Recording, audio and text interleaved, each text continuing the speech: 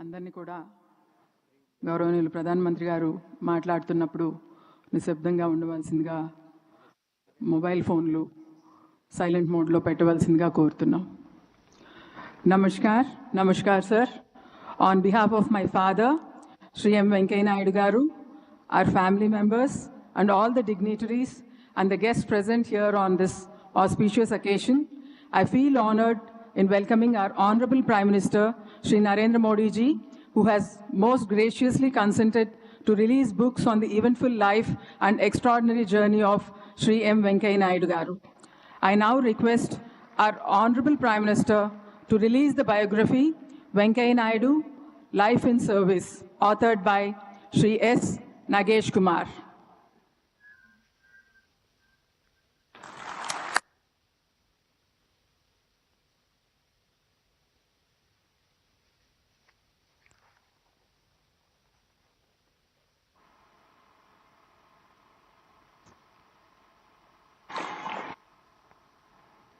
I now request our Honorable Prime Minister, Shri Narendra Modi ji, to release the book Celebrating Bharat, the Mission and Message of Shri M. Venkaiah Naidu as 13th Vice President of India, a photo chronicle compiled by Dr. I.V. Subbarao Garu, former Secretary to Vice President of India.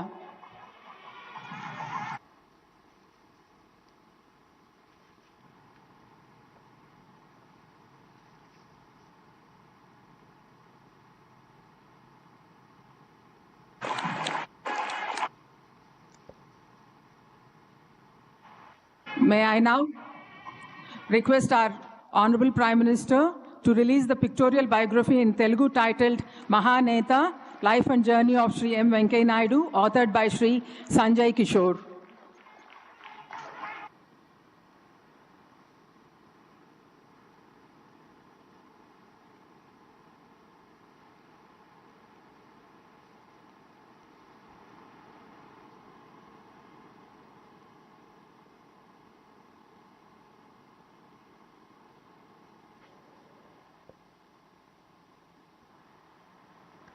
Our Honorable Prime Minister, Shri Narendra Modi ji's presence here has added to the grandeur of this special occasion. It's my singular honor to request him to deliver his address to the gathering. May I now request all of you to maintain silence in the decorum and request Honorable Prime Minister to please deliver his valuable address. Thank you, sir. नमस्कार. कार्यक्रम में उपस्थित और आज के कार्यक्रम के केंद्र बिंदु हमारे वरिष्ठ साथी श्रीमान वेंकैया नायडू गारू, उनके परिवारजन, विभिन्न राज्यों के गवर्नर्स, अलग अलग राज्यों के मंत्री, अन्य सभी वरिष्ठ महानुभाव, देवी और सज्जनों, कल टुमारो 1 जुलाई को वेंकैया नायडू जी का जन्मदिन है. उनकी जीवन यात्रा को 75 वर्ष हो रहे हैं. ये 75 वर्ष असाधारण उपलब्धियों के रहे हैं. ये 75 वर्ष अद्भुत पड़ावों के रहे हैं.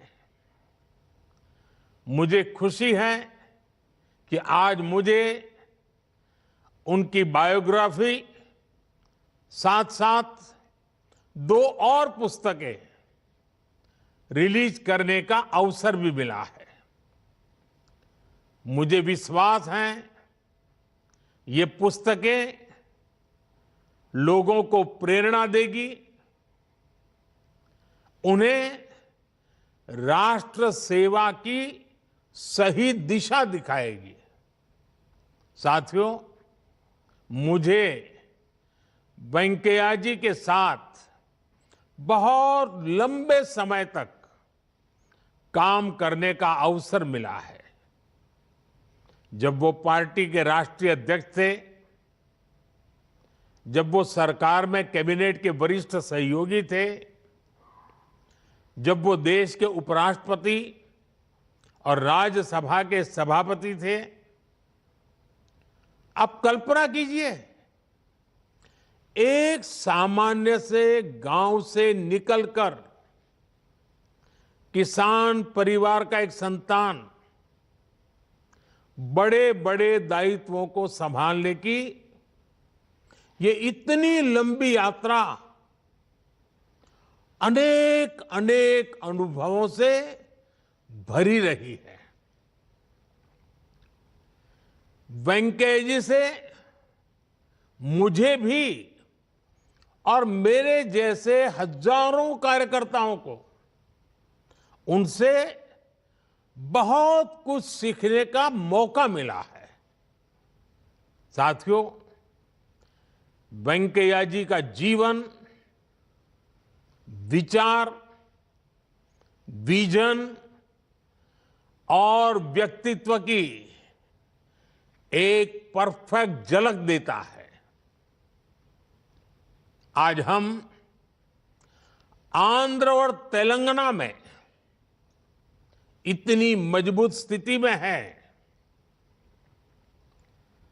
लेकिन दशकों पहले वहां जनसंघ और भारतीय जनता पार्टी का कोई मजबूत आधार नहीं था। बावजूद उसके नायडू जी ने उस दौर में एबीवीपी के कार्यकर्ता के रूप में राष्ट्र प्रथम की भावना से देश के लिए कुछ न कुछ करने का मन बना लिया। बाद में वो जनसंघ में आए और अभी अभी कुछ दिन पहले ही कांग्रेस ने संविधान की प्रतिष्ठा को मिट्टी में मिलाकर के जो इमरजेंसी लगाई थी उसको 50 वर्ष हुए हैं। वेंकैया जी हमारे उन साथियों में थे जो इमरजेंसी के खिलाफ जी जान से लड़े और उस समय वेंकैया जी करीब करीब 17 महीने जेल में रहे थे। इसलिए मैं उन्हें इमरजेंसी की आग में तपा हुआ अपना एक पक्का साथी मानता हूं। साथियों, सत्ता सुख का नहीं, सेवा और संकल्पों की सिद्धि का माध्यम होती है। वेंकैया जी ने ये तब भी साबित किया जब उन्हें अटल बिहारी वाजपेयी जी की सरकार में शामिल होने का मौका मिला। वेंकैया जी का व्यक्तित्व हमारी पार्टी में काफी ऊंचा था और इसलिए स्वाभाविक रूप से जब मंत्रालय की बात होगी तो उनके लिए बहुत ही दुनिया में जरा जिसकी वाहवाही होती रहती है ऐसे डिपार्टमेंट का मन करेगा। वेंकैया जी जानते थे कि शायद मुझे ऐसा ही कोई मंत्रालय मिल जाएगा, तो वो सामने से गए और उन्होंने कहा कृपा करके मुझे ग्रामीण विकास मंत्रालय मिले तो अच्छा होगा। ये छोटी बात नहीं है। और वेंकैया जी ने ऐसा क्यों किया? इसलिए क्योंकि नायडू जी गांव, गरीब और किसान की सेवा करना चाहते थे।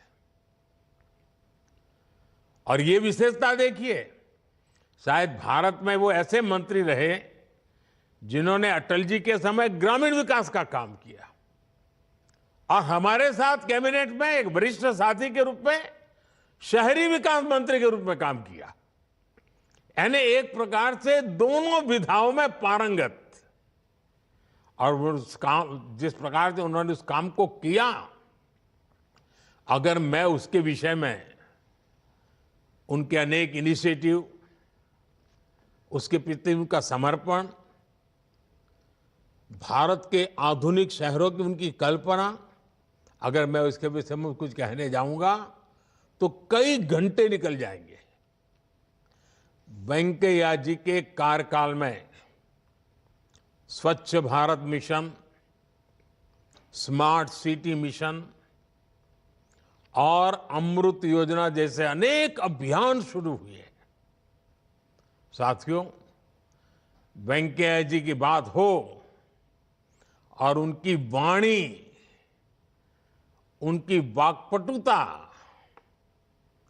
उनकी विटीनेस, अगर उसकी हम चर्चा न करें तो शायद हमारी बात अधूरी रह जाएगी।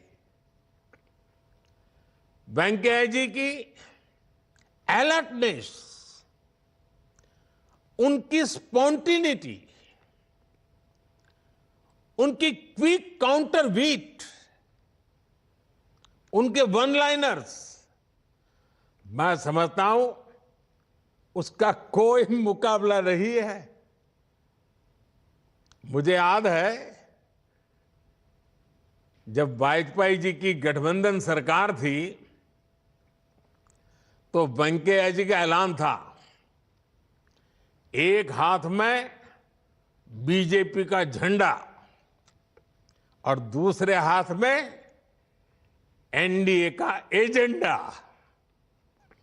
और 2014 में सरकार बनने के बाद कुछ दिनों बाद ही उन्होंने कहा, मेकिंग ऑफ डेवलप इंडिया, यानी MODI, मोदी। मैं तो खुद हैरान रह गया कि वेंकैया जी इतना कैसे सोच लेते हैं। वेंकैया गारू, इसलिए ही वेंकैया जी की स्टाइल में मैंने एक बार राज्यसभा में कहा था, वेंकैया जी की बातों में गहराई होती है, गंभीरता भी होती है, इनकी वाणी में विजन भी होता है और वीट भी होता है, वार्मथ भी होता है और विजडम भी होता है। साथियों, अपनी इसी खास स्टाइल के साथ आप जितने समय राज्यसभा के सभापति रहे, आपने सदन को पॉजिटिविटी से भरपूर रखा। आपके कार्यकाल में सदन ने कितने ही ऐतिहासिक फैसले लिए। पूरे देश ने देखा था, जम्मू कश्मीर से 370 हटाने का बिल लोकसभा की जगह पहले राज्यसभा में पेश हुआ था। और आप जानते हैं, उस समय राज्यसभा में हमारे पास बहुमत नहीं था, लेकिन 370 हटाने का बिल राज्यसभा में आन बान शान के साथ बहुमत से पारित हुआ था। इसमें कई साथियों, पार्टियों और सांसदों की भूमिका तो थी ही, लेकिन ऐसे संवेदनशील मौके पर सदन को सुचारू रूप से चलाने के लिए वेंकैया जी जैसा अनुभवी नेतृत्व भी उतना ही जरूरी था। आपने इस देश की, इस लोकतंत्र की ऐसी अनगिनत सेवाएं की है। वेंकैया गारू में ईश्वर से कामना करता हूं आप ऐसे ही स्वस्थ और सक्रिय रहते हुए दीर्घ काल तक हम सबका मार्गदर्शन करते रहे। और आपने देखा होगा, बहुत कम लोग जानते होंगे, वेंकैया जी बहुत ही इमोशनल व्यक्ति है। जब हम गुजरात में काम करते थे, वेंकैया जी जब आते थे,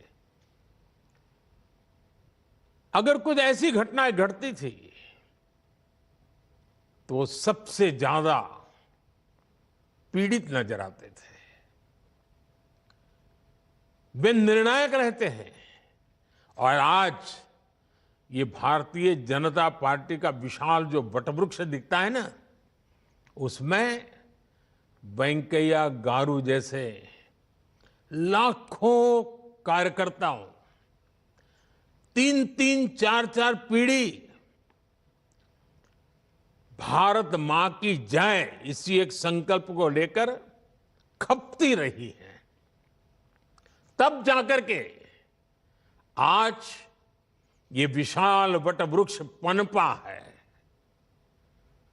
वेंकैया जी जैसे उनकी तुकबंदी के कारण ध्यान आकर्षित करते थे, वैसे हमारे वेंकैया जी खिलाने के भी उतने ही शौकीन रहे हैं।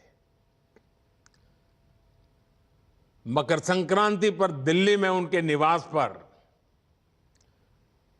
पूरे दिल्ली का हुज हू और एक प्रकार से पूरा तेलुगु फेस्टिवल, कभी कभी पूरा साउथ इंडियन फेस्टिवल, शायद अगर किसी साल न हो पाए तो हर कोई याद करता है, अरे वेंकैया जी कहीं बाहर तो नहीं है। इतना हर एक के मन में मकर संक्रांति का उत्सव बहुत ही, यानी वेंकैया जी की जो सहज जीवन की प्रक्रियाएं हैं उससे भी हम लोग भली भांति परिचित है। मैं तो देखता हूं आज भी कोई भी अच्छी खबर उनके कान पे आ जाए, कोई भी अच्छी घटना उनके नजर आ जाए, शायद ही कभी वो फोन करना भूलते हो। और वो इतने भाव विभोर होकर खुशी व्यक्त करते हैं, हम जैसे लोगों को उससे एक बड़ी प्रेरणा मिलती है, उत्साह मिलता है, उमंग मिलता है। और इसलिए वेंकैया जी का जीवन आने वाली पीढ़ियों के लिए और सार्वजनिक जीवन में काम करना जो चाहते हैं ऐसे नौजवानों के लिए बहुत ही प्रेरक है, उत्तम मार्गदर्शन देने वाला है। और ये जो तीनों किताबें हैं, उन तीनों किताबें अपने आप में, किताब को देखते ही उनकी जर्नी का हमें पता चलता है। हम भी उसकी यात्रा में जुड़ जाते हैं। एक के बाद एक घटना प्रवाह से हम अपने आप को अनुबंध कर लेते हैं। साथियों, आपको शायद याद होगा, एक बार मैंने राज्यसभा में श्रीमान वेंकैया गारू के लिए कुछ पंक्तियां कही थी। राज्यसभा में जो कहा था, मैं आज फिर उन्हें दोहराना चाहता हूं। अमल करो ऐसा अमन में, अमल करो ऐसा अमन में, जहां से गुजरे तुम्हारी नजरें, जहां से गुजरे तुम्हारी नजरें, उधर से तुम्हें सलाम आए। आपका व्यक्तित्व ऐसा ही है। एक बार फिर आपको 75 वर्ष की यात्रा, और मैं तो याद है हमारे एक मित्र हैं, कभी उनको मैंने एक बार फोन करके पूछा, भाई कितने साल हो गए, कितने, क्योंकि उनका भी 75वां जन्मदिन था। तो मैंने उनको ऐसे ही फोन किया, तो उस साथी ने मुझे ये नहीं बताया उनके 75 साल हुए हैं। उन्होंने मुझे जवाब दिया, मैंने कहा भाई क्या कितने साल हो गए? नहीं, बोले अभी 25 बाकी है। देखने का ये नजरिया है। तो मैं भी आज 75 वर्ष के आपके यात्रा जिस पड़ाव पर पहुंची है और जब आप शताब्दी मनाएंगे तब देश 2047 में विकसित भारत आजादी की शताब्दी मनाता होगा। आपको जन्मदिन की बहुत बहुत शुभकामनाएं, बहुत बहुत बधाई। आपके परिवारजनों को भी आपकी सफलता में उनका जो योगदान रहा है, कंधे से कंधा मिलाकर के और कहीं छा जाने की कोशिश नहीं, एक मुख सेवक की तरह सबने काम किया है। मैं आपके परिवार के सब लोगों को बहुत बहुत बधाई देता हूं, बहुत बहुत शुभकामनाएं देता हूं। आपका बहुत बहुत धन्यवाद।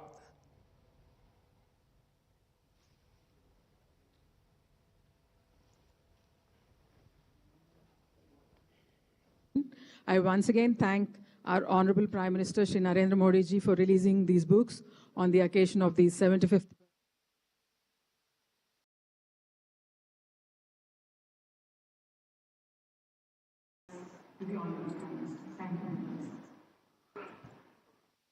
प्रधानमंत्री श्री नरेंद्र भाई मोदी जी, आपको बहुत बहुत धन्यवाद। आपने अपना व्यस्त समय में कुछ समय निकालकर मेरा 75th ये पंच सप्तती के अवसर पर आपने मेरे बारे में जो लिखा है 3 पुस्तक, इन तीनों पुस्तकों को आपने विमोचन किया है। आपको बहुत बहुत धन्यवाद। I don't want to take much of your time, Prime Minister. You are doing a good work. Continue it with all the vigor and might. I know that you have taken a lot of initiatives for the welfare of the downtrodden, taking care of the suppressed, oppressed and depressed people, taking care of the rural people, taking care of the women folk, taking care of the different regions of the country. You have done an excellent work. There is no doubt about it. I am not in politics now. After occupying the second highest constitutional post, I have decided not to associate myself with the party. But on behalf of the country, on behalf of myself, I have no hesitation in saying that you are doing a good work. We wish you all the best, good health, and see to it that the remaining part of developmental initiatives, ending the urban-rural divide, taking care of the agriculturists, and taking care of the downtrodden, and also seeing to it that the reforms, you have given a popular mantra, reform, perform, and transform. I added at that time, I think you remember, reform, perform, and transform, inform. I was Minister for Information Broadcasting Minister. I conveyed it to the people because finally people should be conveyed up to the lowest level. You must take the message of development. Development, I personally feel, Honorable Prime Minister, development, because, and then welfare, they must go hand in hand. We should not be tempted by these freebies and then make the people lazy. Yes, we must give them a helping hand. You have been giving free ration to the crores of people across the country. That should continue as long as it is required. But at the same time, skill development is the need of the hour. You have rightly created a ministry also for the same. Please see that some more trust is given on that. And another thing I am very happy, I want you to continue it and promote it further, is promoting Indian languages, promoting mother tongue. I am happy that the Prime Minister of India has guided his colleagues to bring textbooks, including professional textbooks, scientific textbooks in mother tongue. The UGC, the AICT has already started that work. I would urge upon you to see that everything in the country and every issue, every institution, parliament, of course, we have already taken initiative, and education system, and also the courts, the legal side of it also. All the government orders should be first in Bharatiya Bhasha, Indian languages. Then it should be in English. I am not against English, Prime Minister. We should learn English. First mother tongue, then brother tongue, later any other tongue. See to it that this spirit is carried further and the Indian languages are given their due, and we are able to come out of the colonial mindset which was given to us by the Britishers. I don't want to take much of your time. I once again would like to thank you on behalf of myself, on behalf of my son, daughter-in-law, daughter, son-in-law, and all my grandchildren, and also on behalf of Shamma, that